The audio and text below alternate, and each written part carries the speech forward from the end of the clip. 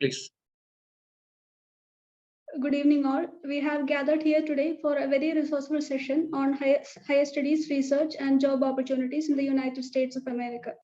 We have with us three eminent and highly educated personalities who would be lighting the way ahead further into the session, and I am honored to have the opportunity to welcome them to the session today. First of all, I would like to welcome Dr. Vijay Vadinathan, founding chair of the Biomedical Engineering Department at the University of North Texas. His research interests include biomedical instrumentation, remote health monitoring for seniors, and many such sophisticated arenas. Sir, on behalf of Rice College of Engineering, I welcome you to the session and thank you so much for joining. Thank you so much for inviting me. I really appreciate it. Thank you. Thank you. Next, let me welcome Mr. Peter Vermillion, Director of International Recruitment at the University of North Texas. He pursued a marvelous 25-year career in higher education at leading graduate schools in the Europe and the US, directing firms and consulting multinational corporations and recruiting students worldwide. Sir, we are honored to have you with us today. And on behalf of the Department of Civil Engineering, I would like to welcome you to this session. Thank you so much for joining. Thank you for having us. Thank you, sir. The next person I have the pleasure to introduce is someone who has contributed significantly for the arrangements of this webinar.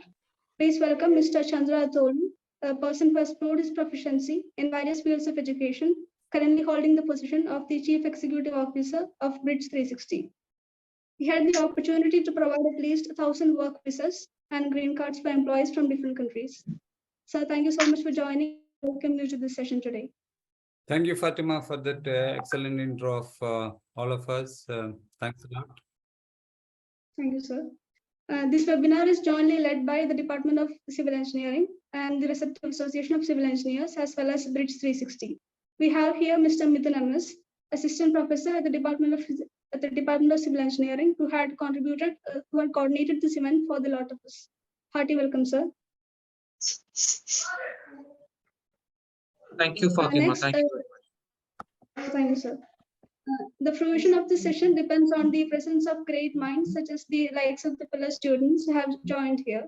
Without you, the session would be futile. Therefore, I welcome you all to this session. Once again, hearty welcome to all of you, and thank you so much for joining. Next, I would like to hand over the platform to Mr. Chandra Atoli for taking the session further. Sir, over to you. Thank you, Fatima, again, and welcome all. Christ College, Irinjalakuda. I'm basically from Kerala, so I can speak Malayalam also if need be. But right now I'll talk in English. And first I want to thank Midun for taking the initiative of this whole event. It has been a pleasure interacting with Midun, and he came up with the idea of he wants to give this thought and that process to all the students in Christ College. So that is how it started. And I'll take just 2 minutes of your time. So what we, Bridge 360 as a company is doing is, as the name suggests, we bridge the universities in US and the colleges and the students in India. That's what basically, as the name suggests, Bridge 360. We handhold the students from India, Kerala, to come to US and pursue their higher education, and we open up the avenue for them to dream. So we make your dreams come real. And why we are doing it is, we want to empower the new generation. So I want all of you to be empowered. After hearing this, you will understand the possibilities and the potential of coming to US. So that's why we are doing this one. And another theme of this one is, we want to make US education accessible for middle income and low income families in India. So that is, everyone thinks that it's very expensive to come to US. So we need to demystify that thought process. So making US education accessible for middle and low income families. And how we do it is, we handhold the students who are interested in this whole process and show them how to do it. And we do it everything on as a free service. We don't expect anything from the college or the students from India. So This is what the platform is, and we do creative collaborations with your college also, so that your college on a higher level can interact with the University of North Texas, Denton. So with that, I'll conclude my talk, and I'll introduce, I'll hand it over to Peter Vermillion, who is a good friend of mine, and he'll be taking up the initiative further. Over to Peter. Peter, all yours. All right. Well, thank you, Mr. Attoli, for this wonderful introduction and really inspiring the purpose to make US studies available to as broad a community within India as possible. I'll share a few slides to get us started. There you go. So welcome everyone. My name is Peter Vermillion. I'm the Director of International Student Recruitment at the University of North Texas, UNT. University of North Texas is a very large public university in south of the US in the very large city area called Dallas-Fort Worth. We have about 45,000 students on our campus, about 5,000 international students at the moment. So we love to work with Bridge 360. The mission of this organization is just fantastic, and they are an awesome partner for us as we work with South Asia.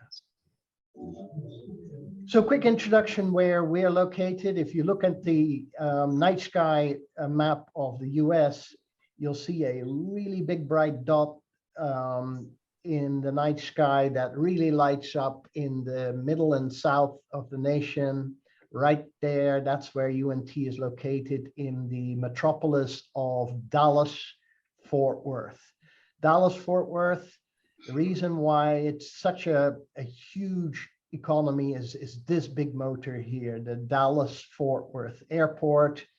This is the economic motor that really drives the economy in our region.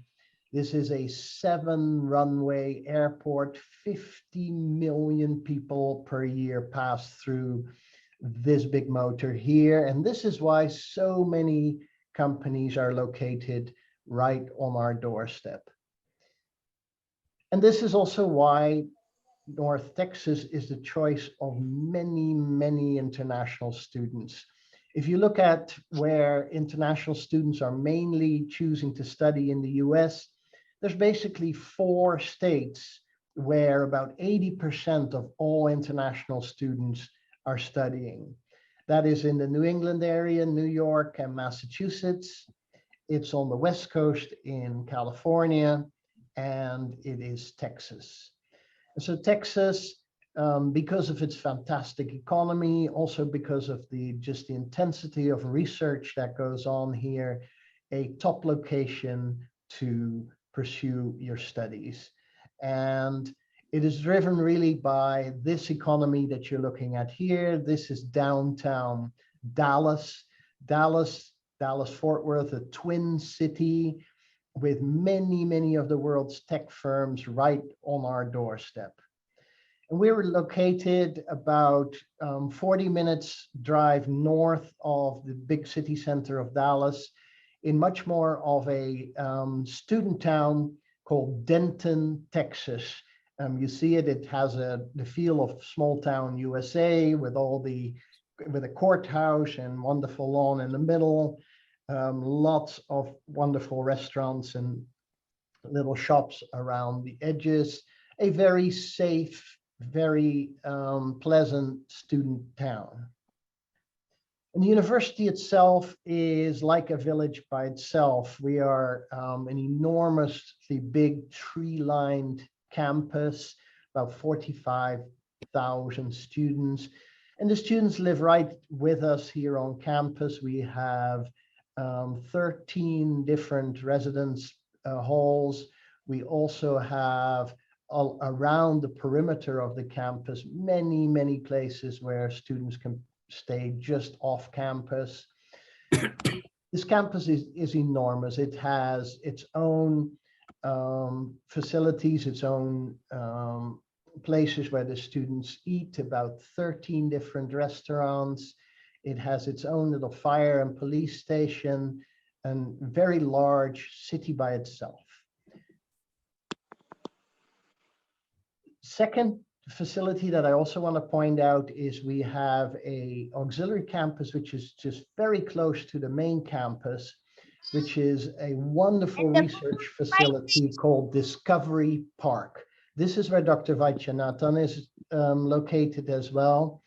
And just to get an idea of the scale of this place, you'll see the little white truck in the foreground, and you'll see just how massive this place is. This is the facility where our College of Engineering and our College of Informatics are located. So in the US, you have basically two types of universities. You have those where there's only teaching going on, and you have universities where there's very much the research activity as well.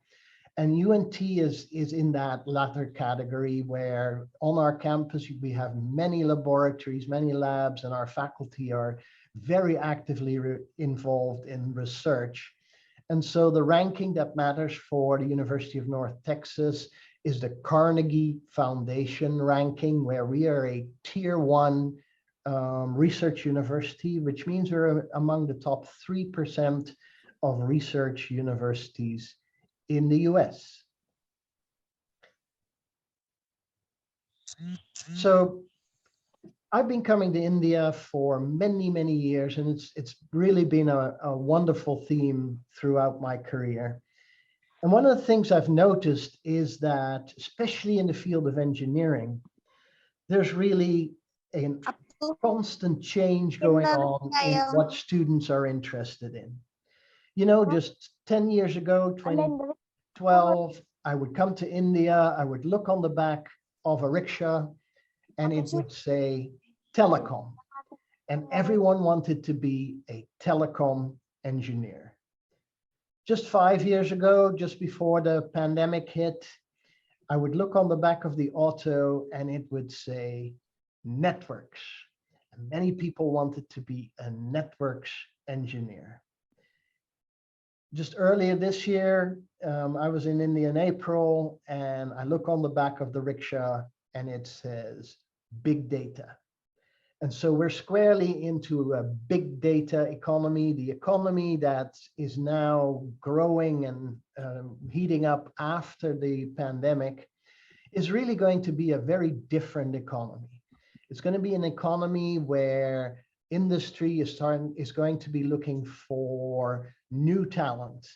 And we have with us today our chair of Biomedical Engineering, Dr. Vadinathan. He will tell you a little bit more about his field. But let me give you a broad introduction of the areas of study that industry is now really looking for. Here's an example of one of those big industrial giants. This is the new Giga factory from Tesla, which just moved into Texas.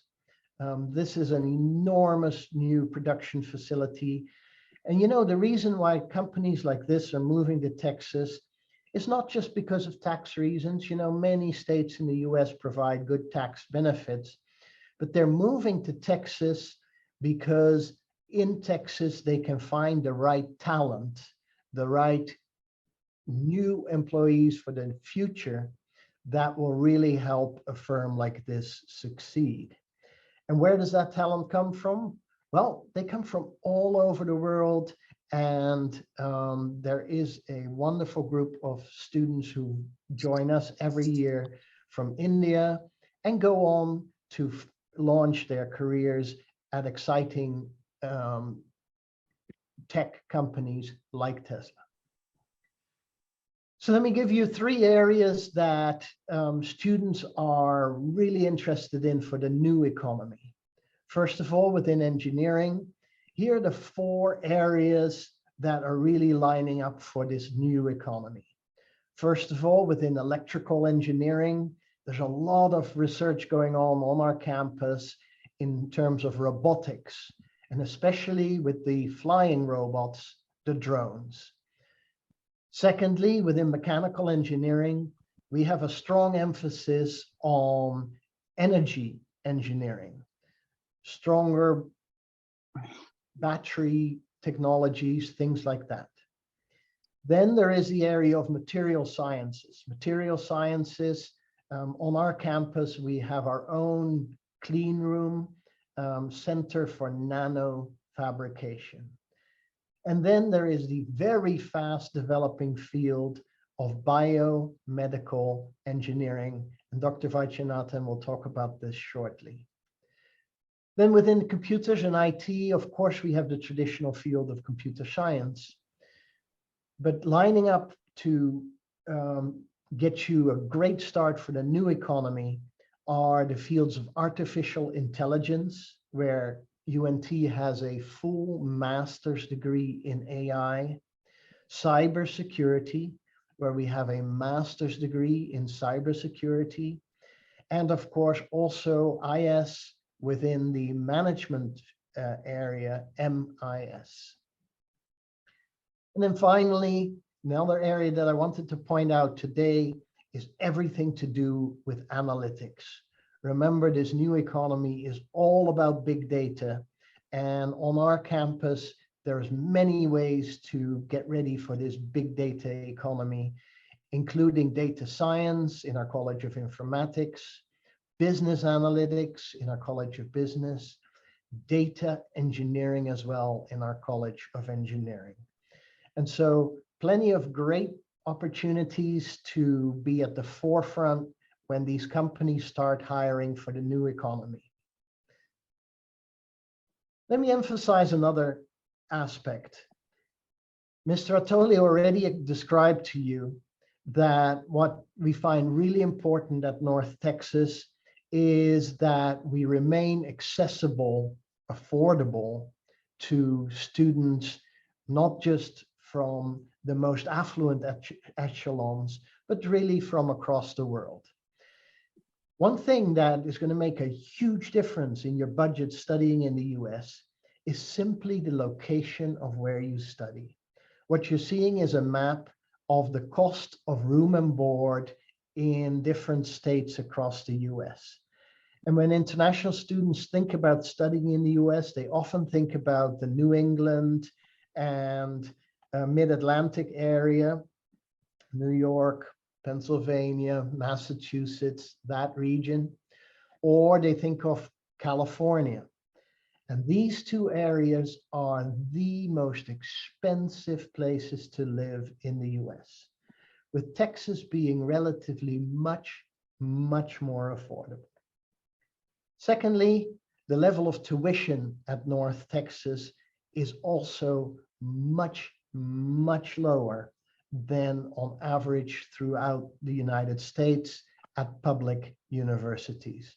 What you're seeing is we've lined up all the 50 states in the US and the average tuition at a public four-year institution in those states.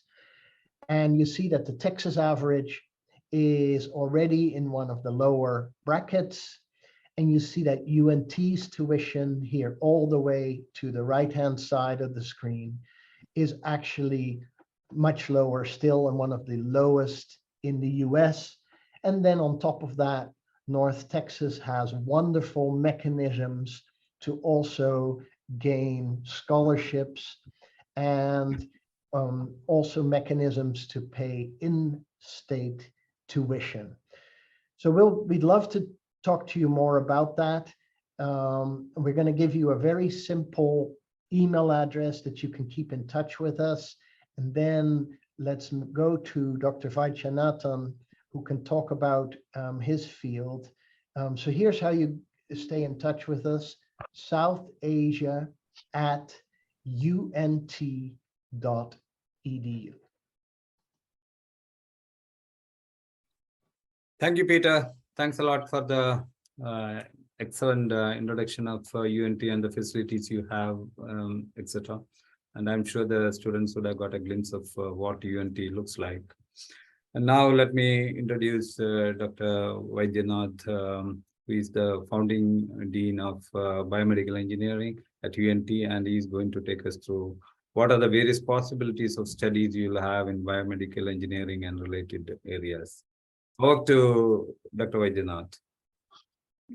Thank you, Chandra, and thank you, Peter, for the introduction. If I let me share my screen with you so I can go over biomedical engineering. So can everyone see my screen clearly? Yes, sir. Yes. Okay. Yes.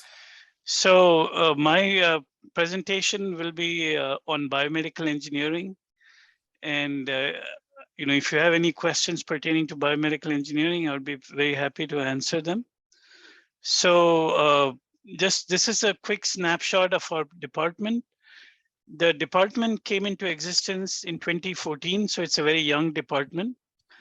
The master's program started in 2017, and our PhD program is very new. It only started in 1 year ago in 2021.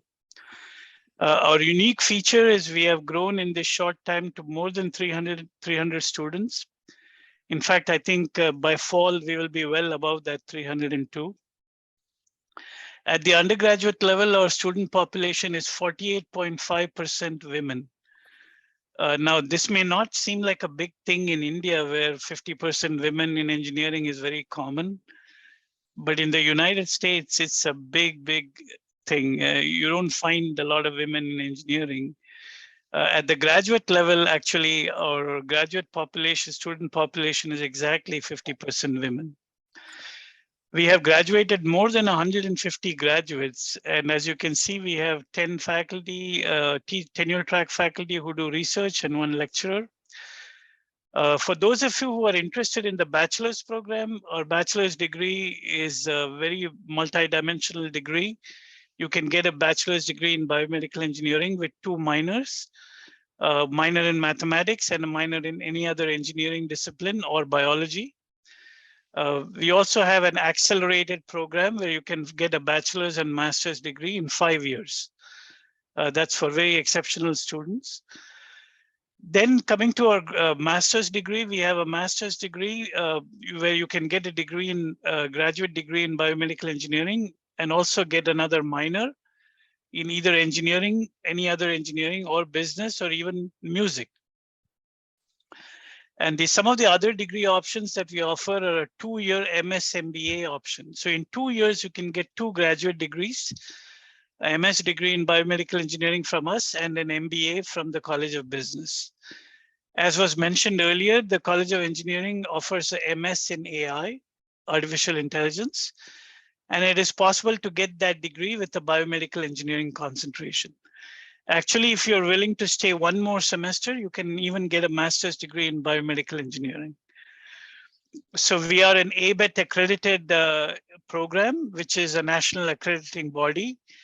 And I've captured all the faculty research areas in this snapshot. As you can see, our faculty covered a wide gamut of research areas in biomedical engineering. This is the new biomedical engineering where we are building where we are located. It was completed in 2019. And as you can see from where our graduates are, our graduates are working in some of the top biomedical engineering companies in the nation, like Abbott, Alcon, Biomedics, Boston Scientific, Zimmer Biomed, Orthofix. Our graduates are also in many medical schools and in also other top graduate schools like Cornell and Johns Hopkins. And this is just a slide that shows our journey in time, how we started in 2014 and how we have gone through various milestones. And right now we are here in April 21, we got our PhD. And right now we have all 3 degrees and we have more than 300 students in our department. And if you look at our demographics, you can see we are a very, very diverse department. All demographics are well represented in our department, both at the undergraduate and graduate level. And our unique feature, like I keep saying, is the amount female undergraduate students and graduate students in our program. So this tells you about all the opportunities we offer. We currently offer teaching and research assistantships, and the research expenditures are going up every year. In fact, just in the last 1 month, 2 of our faculty got grants totaling more than $1 million. Okay. So for those of you who are interested in getting information on the bachelor's program, our bachelor's degree is from anywhere from 120 to 137 credit hours. And these are the different tracks that you can specialize in. And according to the track, you can get a minor in the related engineering discipline. For example, if you're interested in biomedical instrumentation, you can get a minor in electrical engineering. If you're interested in biomechanics, you can get a minor in mechanical engineering, and so on. We also enable our students to take courses from the College of Business. So you can, specialize in sales or marketing or entrepreneurship. For those of you who are interested in pre-med program, you can also get a minor in biology. And we offer an accelerated BSMS program, which we call the grad track program, that enables our students to complete a bachelor's degree and master's degree in 5 years. So here are the graduate degree options. You can get a master's degree in biomedical engineering by doing a thesis. This is a total of 30 semester credit hours, 24 hours of coursework, 6 hours of research thesis. You can also opt for a non-thesis option, which is all coursework. That is a total of 33 credit hours. And as I mentioned before, you can take 3 electives from any other engineering or management or health services administration or performance arts health in the College of Music, or even audiology, speech and hearing. We offer a very unique MS MBA option, 2-year, 2 graduate degrees, MS in biomedical engineering from our department, and MBA from the graduate school, from the business school, excuse me. And both those graduate degrees can be obtained in 2 years. This is a cohort program. So in the first year, you will complete the MS in biomedical engineering. And second year, you can complete the MBA from the business school. Then we have the MS in AI with biomedical engineering concentration. And lastly, we have our own PhD. And we have 2 tracks in the PhD. One is the conventional research track, and the other one is the startup management track. This is the first of its kind in a public university in Texas, which allows you to translate your dissertation into a startup. Okay, so you can take courses from the College of Business. We also connect you with entrepreneurs, and that way you are enabled to create your own startup. Excuse me. So we are a young program, and despite that, we have grown very rapidly in rankings. As you can see, excuse me, our master's program is ranked 9th in the nation for biomedical engineering 2 years in a row by Best Value Schools. And recently, Intelligent.com ranked our master's program as 2nd in the nation as best preparation for PhD track. Our PhD startup track is first of its kind in a Texas public institution. And last year, we were in the top 100 among public universities in the US News ranking.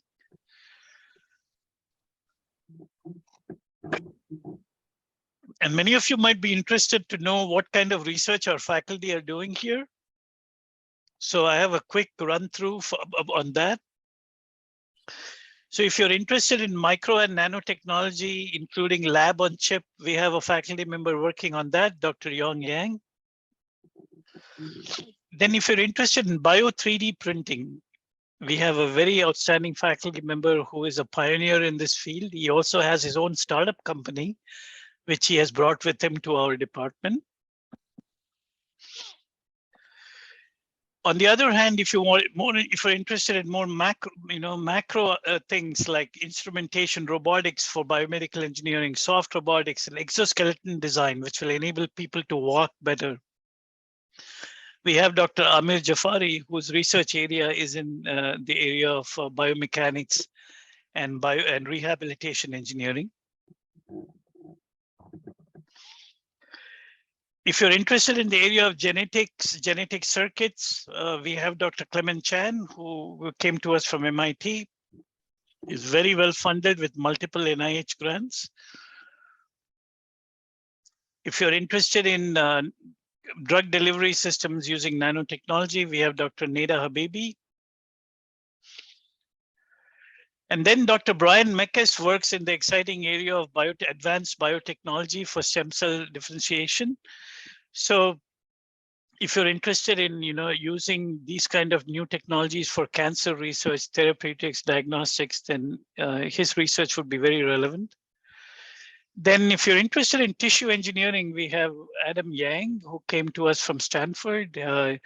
His area of interest is particular to cardiovascular disease modeling and regenerative medicine. On the other hand, if you are more inclined towards medical imaging and biosignal processing, then we have Dr. Lin Lee. He recently got a NIH R16 grant. So as you can see, most of our faculty are very well funded from federal and other sources. Dr. Melanie Ecker is our biomaterials, biopolymers person, and she does some really exciting research work in designing intelligent bandages and biopolymers for application in the nervous system and the GI tract. Dr. Shi is our teaching faculty member. As you can see, she also has a PhD and postdoctoral research experience in tissue engineering. And finally, it's me. My research experience is in the area of biomedical instrumentation, wireless ECG monitoring, and biomedical optics, cancer detection. And here are some of our joint appointments. We have Dr. Pam Padilla, who is also our VPR actually now. She's no longer associate, she's now the VPR, Vice President for Research for the entire university. Then Dr. Rita Patterson is the Associate Dean for Research at the UNT Health Science Center. Her expertise is in the area of biomechanics. Dr. Al Yarwardi is in the area of osteopathic medicine and new technologies in medicine. Then physiology and anatomy is Dr. Jonathan Toon. And then we have Dr. Mark Albert, who is a joint appointment in Department of Computer Science and our department. He's our resident expert in AI and machine learning. Dr. Kisa Mathis does work on applied physiology. And lastly, we have Ms. Denise Ressler, who is a consultant with 20 years experience in FDA regulations. And she actually teaches an undergraduate and graduate course for us in that field, in terms of FDA regulations and international regulations for getting devices, medical devices confirmed by the FDA. So these are all our faculty, and lastly, this is my passion. This department is my creation, my baby. So I take great pride in this department. So this is a basic, quick, short description of biomedical engineering and what we do. Very quickly, I wanted to show you a website where you can apply. So if I can share my screen one more time. So for those of you who are interested in applying to master's and PhD programs in biomedical engineering or any program at UNT, what you would do, you would go to this website, you would register, set up an account, and you would go through and fill out and choose the master's degree in biomedical engineering or PhD in biomedical engineering from the website, and you would apply it to the program. And once you apply to the program, your application would come to our graduate school. Our graduate school will do the initial screening, looking for standardized test scores, giving you a standardized GPA in the US format. And after that, they would send it to the department for our decision. So that's how the admission process works here. So thank you again for your time and for your patience in listening to me. If you have any questions, I would be happy to answer them. Thank you. Thank you, Dr. Vaidyanathan. It is excellent points you have mentioned. I'm sure the students would have understood the various combinations of degrees you could take. Rather than from India, we are just looking at one particular area of concentration. Here, there are possibilities of working in all these different areas which Dr. Vaidyanathan was referring to. And it is up to your imagination to see what you want to study. Don't just restrict to some of the courses you are aware of. There are a lot of possibilities. Open up your mind and see what you can do. It's all within You know, Chandra, that's such an important point, that really the value of a US education is that you can take control of your interests and really incorporate them into your own studies, much more than any other education system. You know, I know from India, there's a lot of interest in the UK, in Canada, in Australia. You know, all of those education systems have basically the British system model, right? And right. in the British education system model, the universities are very prescriptive as to the kind of courses you have to take. US is very different. US, of course, makes sure that you have a strong foundation, a strong core in your field. But then beyond that, if your academic progress is good, the academic advisors will work with you to really incorporate a lot of different areas into your studies to help you customize for the career that you have in mind. I think that's part of the beauty of studying in the US. Very, very well, well said, Peter. And I hope everyone has understood this concept, what Peter was referring to. We would open out the forum for QA session, and you can either talk in this meeting, or else you can send it through the chat, or Midun can take the questions and ask us the questions.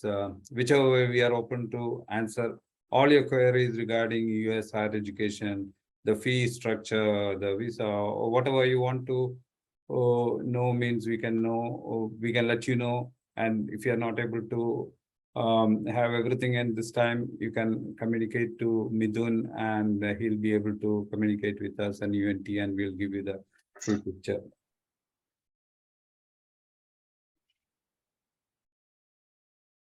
Me, sir. Yeah. Can you hear me? Yeah. Yeah. That's right. They asked a few questions. They're asking about is there, you've been specific about biomedical engineering. What about opportunities for other students from other branches like civil engineering, mechanical engineering, and electronics and communication, computer sciences? So we have in the College of Engineering, we have Department of Computer Science and Computer Engineering. Then we have Department of Mechanical Engineering, Electrical Engineering. So electronics and communication would fall under electrical engineering. We do not have a civil engineering department, but we do have a construction engineering technology program that also offers a master's degree in construction engineering technology and in construction management. So those options are also available. And energy management is also one of the areas you are focusing on. That's under in mechanical engineering. Right, yeah. Chandra, remind me, Christ University based in Karnataka, is that correct? What is that? Kerala. Kerala, okay. Yeah, Kerala, yeah. Christ University is in Kerala, yeah. Okay. Yes, Midun, any other questions? What are the other questions we are getting? The students they have some doubts about the stay back options after education, after completing their education. Can you please elaborate? I can take that question. Yeah, when you come on a student visa, it's called F2 visa, F1 visa. And as long as you study here, you are on an F1 visa. After study, if you have taken a science, technology, engineering, math stream, we call it the STEM stream, you'll be eligible for 3-year OPT, that is optional practical training. That means after the studies is over, you can stay back for 3 more years. And within this 3 years, you should get a sponsor who is going to file your H1b visa. So the H1b visa is the first term of it is for 3 years, and then there is an extension for 3 more years. So basically, F1 visa, let's say you are coming here for a grad school, means 2 years. Then OPT, you can work on OPT for 3 years. So 2 plus 3, 5 years. H1, the first part of H1 will be 3 years. So 5 plus 3, 8 years. And then the last part of H1 is 1 more extension, 3 years. So 11 years you can be here on that one. And by the 11th year and all, you already have started your green card process, and then you'll be able to get extension till you get the green card and you go into the citizenship status and all that thing. So basically, that is 2 plus 3 plus 6. It goes like that. And if you are in any of the trending technology areas we have been talking about, means the getting a job should not be much of a problem, especially in UNT, which is in Dallas. As Peter was telling, it is a bustling town, city, Dallas. There are a lot of employers looking for very, trending technology people who have graduated. So you should not have any problem in getting a job and staying back normally. It's especially in the biomedical engineering field. I think what Chandra described is it is quite a typical process where students, of course, beyond their studies are definitely looking to get some industry experience as well. One thing to keep in mind that initially when a student comes to the US, they come on what's called a non-immigrant visa, right? And this is really quite very important for your visa interview, that initially the intent that you express towards the US government is one of a non-immigrant, meaning that you're coming to study, and you're definitely also with that OPT period coming to gather some great internship experience. But initially, the way you'll present yourself to the consulate will be as a non-immigrant, meaning that you will very much emphasize the study component of your reason to come to the US. Now, later on, as your studies progress, as you pick up more internship time, you'll find that a lot of companies are looking to you as very valuable potential employees as well. And so I think what Chandra described is a very realistic path, but do be cautious in your initial visa application that you very much emphasize the student component of what you're coming to do in the US.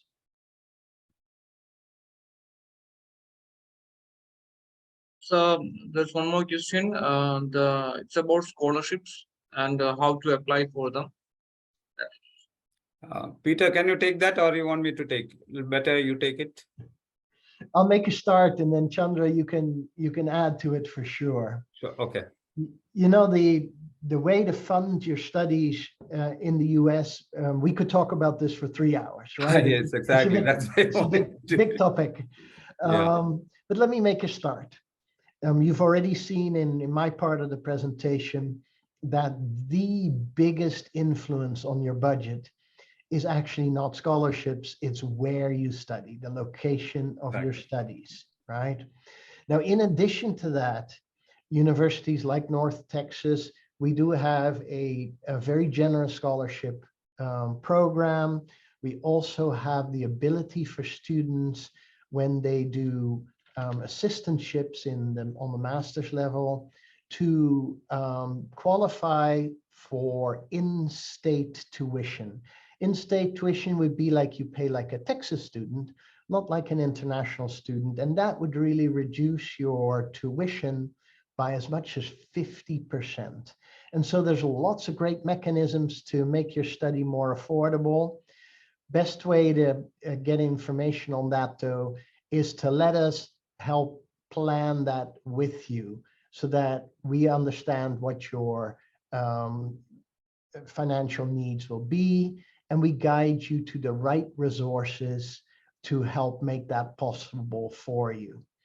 A great resource for that I haven't mentioned yet, but I think is something that you should have on your radar is the University of North Texas. We have our own, on my team, we have our own in-country person in India. Her name is Geeta Kuruba. She travels all over India, including to Kerala. And so we'll ask her soon to visit your institution as she goes south. So you can reach Geeta at southasia@unt.edu. And you'll tell me, oh, Peter, I don't use email, I use WhatsApp, right? And so send Geeta one short email and get her to add you to her WhatsApp list so that you can work with Geeta with all of these specific questions about how do you apply, how do you find funding, how do you get admitted. Thank you, Peter. Yeah, let me add a few more things and make it a little more understandable to you, the initial part of it. By the way, Geeta is based out of Delhi, and she'll be happy to come and meet at the Christ College also. That is one point. And coming back to the tuition which Peter was referring to, everyone's question is, how much do I have to spend? That is what your question will be. Everyone's mind, it is there, but you are not asked that question. I'll answer it for you. Okay. So basically the tuition fees, typically tuition fees for UNT will be around $20,000 or somewhere in that range. I might be a little up or down, $20,000 or something. And with a $75 dollar to rupee conversion, it is going to be around 15 lakhs. Okay. I know the rate is now 80 or something, but let's take it like 75 rupees for a dollar. So your tuition fees is going to be 15 lakhs. Okay. Now the next expense you will have to come is the living expense, which will have 4 components. One is your dormitory and living inside the campus or outside the campus and all. That is one component. The second component is your food and mess expense. And the third will be your medical expenses, which is mandatory, and then the books and supplies and all these things. All these things together could be around $9,000 or $10,000 up or down a little bit, which, as Peter was telling earlier, which is going to be the cheapest sort of, because we are living in Texas, which is a very less expensive compared to other East Coast and West Coast. So other places it could be maybe huge compared to this one. So now we have a $10,000 on this one also. That is the living expense. This is without you getting any scholarship. Now, Peter did refer to this in-state tuition, which dramatically changes your tuition fee from $20,000 to roughly $10,000, up or down a little bit. So $10,000 could be almost 7.5 lakhs, plus the living expense, which I earlier told, 6.5 lakhs. So around 15 lakhs if you have, you'll be able to finish 1 year of tuition plus the living expense, everything together.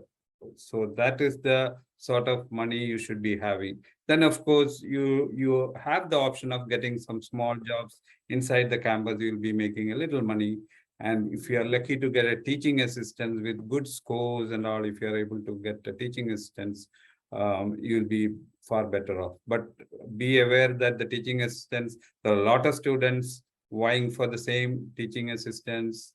Then the chance of getting will be, it's going to be very, very competitive, especially when you go to bigger institutions like UNT. You was telling we have around 40,000 plus students, and every international student will be vying for that teaching assistant. So be aware of that one. But all said and done, around 14-15 lakhs in 1 year will be your expense, right?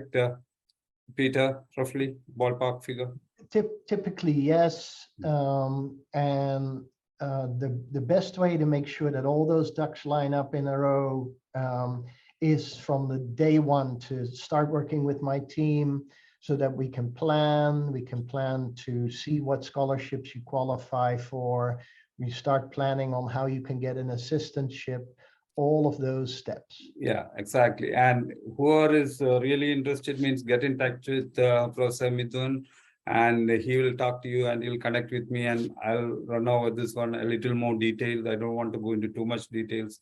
And then once you understand the whole thing, means we'll take you to Peter's department, the International Admission Office, and then it will go to the graduate school, and then it will come to departments like biomedical or engineering or whatever departments you are doing. I advise you to go to UNT website and explore. To spend 1 hour on UNT website and see what is the potential you are going to have. And then you'll be bowled out by seeing what all you can study. And one more question is, typically this also I get a lot of questions, nobody asked, how much do I make after studying in US? Because I spent 2 years, how much do I make? Anyone wants to give an answer? The first job you might be getting? Midun, you want to throw some light from your side? Yes, I would like to compare the situations in India and US. Definitely, you told me that it will be around, you can say 10 million Indian and compared to India. Okay. And when the gainings is compared with what we gain in India, it's around 10 million. Let me put it in a better way for people there to understand. So initial salary, as soon as the H1 job is concerned, when you get the first job, an H1 job, there is a mandatory minimum salary that has to be paid to any H1B employee. I think it is now $65,000 or $70,000. So $70,000, if you translate into the Indian money, it will be like 50 lakhs or 55 lakhs. That is what will be a first H1B yearly salary. Okay, that is what you have to compare to how much people are making now when you go out of the college and get a job in India in TCS or Wipro or any of these big IT companies. How much do you make in 1 year? And compare that to that 50 or 55 lakhs you ought to get on your first H1B. And that is just the tip of the iceberg, right? Yeah, that's right. So that's what I was actually setting out the values of yearly minimum. Yeah, that's the minimum, because it is mandated by US government that H1 employee should be paid a minimum salary of this much. But when you are very good and the technology is good, means definitely you'll be able to make more and more in the years to come. You know, Chandra, it's interesting to try and put a number on future salary, of course, and certainly by and large, our students recoup the investment of their studies very quickly, as in within the first 5 years. Exactly. Now, another aspect to keep in mind is many of the graduates from US, though, they will find careers all over the world, right? I'm just back from the Middle East and found that, especially in the Emirates, many US educated folks are having fantastic global careers located right there. And so folks should keep in mind that a US education doesn't just open the door for perhaps a career in the US, but is very relevant to careers either back home or around the world. And so in addition to certainly a much stronger earning potential, you pick up the potential to be much more marketable for a global career. And I think that's really where the gain is of the US education. And yes, within the relative short term of about 5 years, you'll find that your basic study costs are also recouped. Very, very true. Very true. And now I have noted a recent trend. It's not recent, it has been happening. People, big corporations in the US also, once they hire the employees and give them good salaries, they are now giving options for the employees to go back and work from India. Almost 80 to 90% of the salaries they are getting in the US, they are getting from India also. I have two of my friends with family, with the spouse, they were working in big corporations here. They were given the option, if you want, you can go and work from India. And the salary was almost 90% of what they were making here.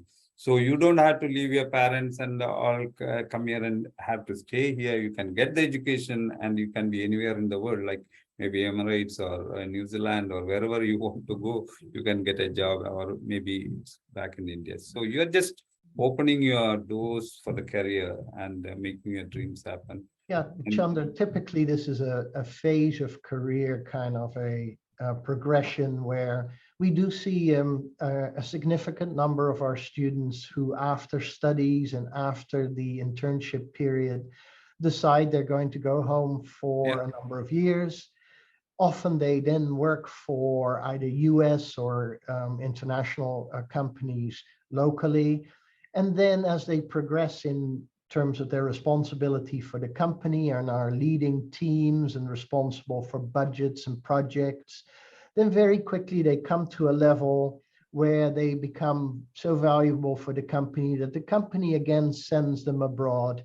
And this can be back to the US, this can be around the Middle East, this can be to some of the Pacific Asia markets. We see our alums are really pursuing global careers now. Yes, very true. Any more questions? We had almost 1 hour, 3 minutes into this event. Midun? I think that's it. The questions. That was the last question that I had. Hello, sir. Yes. So I think. Yeah, go ahead. Go ahead. Could you tell what are the qualification or eligibility needed to apply for a graduation program at UNT? Okay. Yeah, basically, depending upon which program you are going, it might be a little different, but you'll need to have an English qualifying exam, which could be TOEFL or IELTS, and there will be a band for that one. There will be a mark needed. You can see 6 band on the IELTS. It is, yeah, IELTS, it is 6 band. Okay, now then if you are going for a grad school, means you might need GRE, or if you are going for business, you might need a GMAT. So basically, these are the 3 exams you might have to take. One is the English proficiency, IELTS or Duolingo or TOEFL, and GRE or GMAT. And the scores you can see, go to the particular department on the website and explore, you'll be able to see that one. So these are the 3 exams. 2 exams only you'll have to take, TOEFL and GRE exam you'll have to take. Yes, so you need of course, strong scores in your original program in your country, meaning for India, 65, 70% CGPA. And then within the GRE, a competitive score starts around the 300, with a quantitative score of about 160, 165 on the quantitative element there. That's when you start to be competitive for admission to our engineering graduate programs. Is that clear? Did it clarify your doubt? Yeah, yes, sir. Thank you.